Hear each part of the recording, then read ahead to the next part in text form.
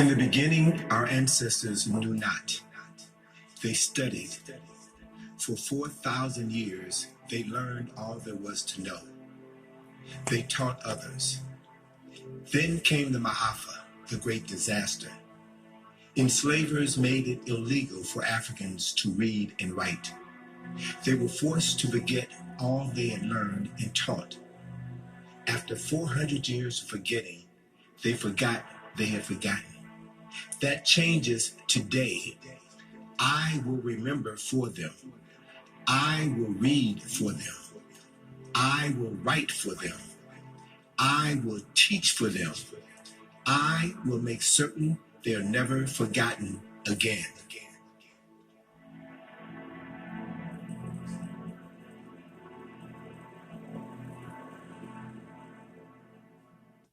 I'm Tony Browder, and welcome to the first in a series of programs on my book, From the Browder File. But before we get started with the program, I'd like to tell you a little bit about myself. I was born in a single-parent household. My mother was 16 when I was born. She lived with her parents on the west side of Chicago. My mother was always interested in my getting the best quality of education that I could. And so when I entered high school, we moved from Chicago to Oak Park, which is a western suburb of the city. And during that time, we were the second African-American family to live in Oak Park. In my 3 years at Oak Park Murphy Forest High School, out of a student body of over 3,000 students, there were never more than 2 African-Americans in the entire school. I received a great education. I learned to love learning. I learned to love reading. But I also learned that there was a profound absence of information about who I was as a person of African ancestry. This was in the 60s, late 1960s, during the height of the Black Power movement and the Black Consciousness movement. And so I was imbued with a sense of Black pride, living and going to school in an all-white environment.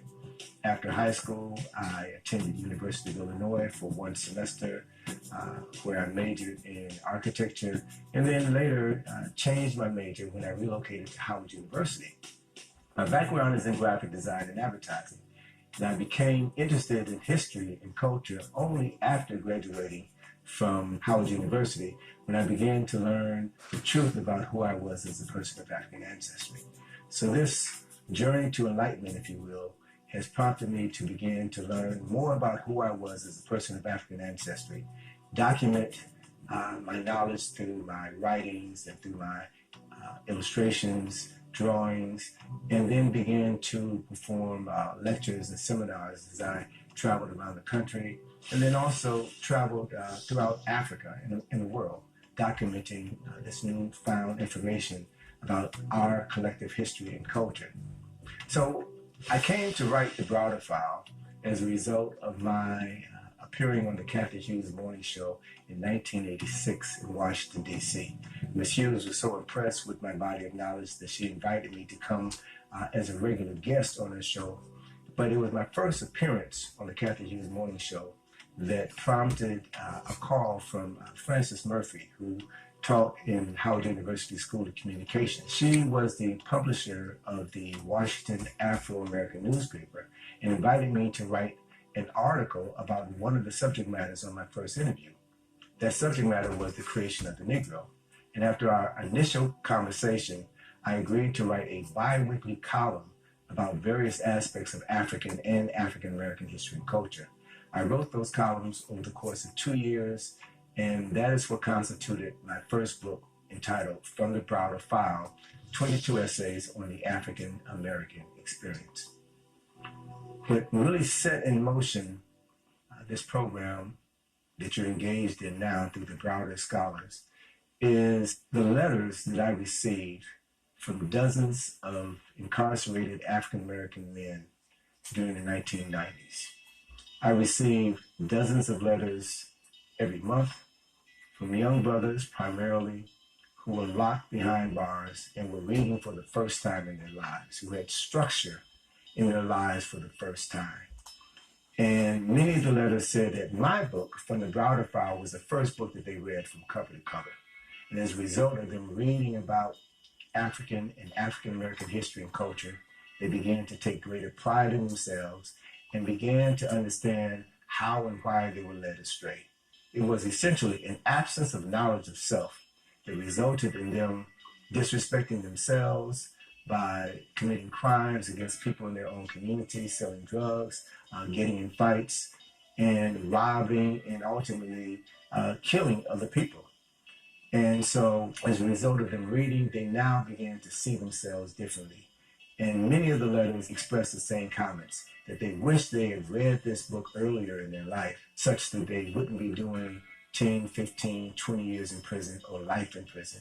And another frequently asked question in their letters was, how could they get this information to their children so that they wouldn't follow in their parents' footsteps? This prompted me to begin to look at what I could do to begin to get more of this information contained in the Browder file to our young men and women before they walked down the wrong path and wound up incarcerated.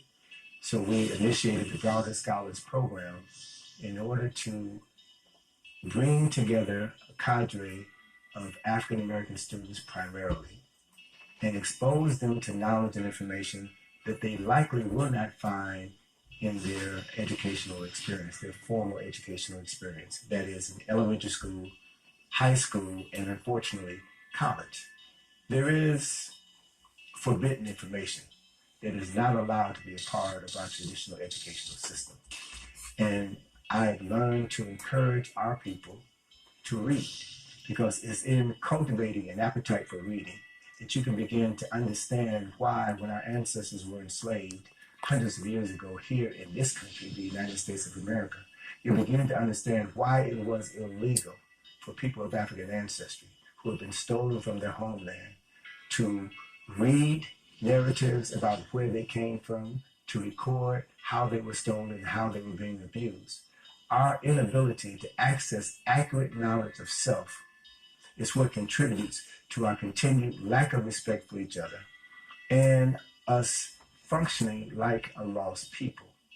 And so once I began to learn the power of knowledge, the power of reading, and how sharing this information with others could transform their lives, I began organizing a series of lectures in Washington, D.C., beginning in 1987. And our first guest speaker was Dr. Asa G. Hilliard III. Dr. Hilliard was an educational psychologist. He was a historian and grew to be a very close friend and Jegna of mine. We use the word Jegna as opposed to mentor because a Jegna is an Amharic term that comes from Ethiopia in East Africa and represents a person who is a defender of the culture, one who imparts historical and cultural information to a young person in order to put their feet on a path that will lead to them becoming positive and productive adults within their community. It was my relationship with Dr. Hilliard that led to my inviting him to write the introduction to From the Browder File when it was published in 1989. Now, in 1989, very few people had ever heard of Tony Browder or Anthony Browder, but people throughout the United States and around the world knew of Dr. Hilliard. They knew of his work as a psychologist. They knew of his work as a master educator. They knew of his work as a historian, a person who had taken thousands of teachers and administrators on his annual study tours to Egypt, where he literally transformed their minds as a result of showing them the 5,000-year-old history that our ancestors had created in the Nile Valley. Dr. Hilliard, in his introduction to From the Browder File, listed 10 factors that contribute to a sense of disunity among people of African ancestry, and he talked about the need to establish a mental declaration of independence, the need to become conscientious thinkers. And so those 10 things help to set a foundation for how people should use this book From the Browder File. And I'd like to just reference those 10 points very quickly so that you can understand the factors that happened hundreds of years ago that contribute to our current state of disunity and disarray. And that by understanding how these forces still impact us over 100 years after slavery ended, we can begin to assume personal responsibility for changing how we think, changing how we act, and modeling for ourselves, our community, and our children what it is real culturally empowered African men and women are supposed to do and how they're supposed to conduct themselves. So briefly,